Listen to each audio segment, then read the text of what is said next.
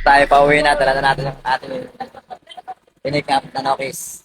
Pauwi na tayo ng Kalamba. Andito tayo ngayon sa may Barangay Luyos.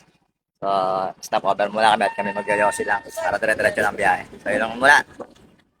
At tayo nakauwi na po sa ating bahay. So, magpapasalamat tayo sa RLS Backyard. Maraming salamat po sa ipinagkaluwag niyo sa aking broadcast.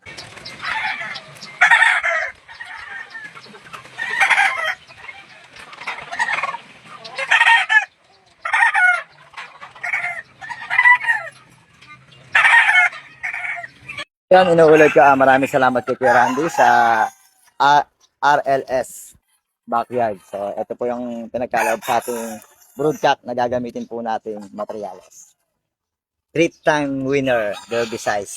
So, ngayon, siya po ay Perfection Cardinal Cross sa Jack Kelso.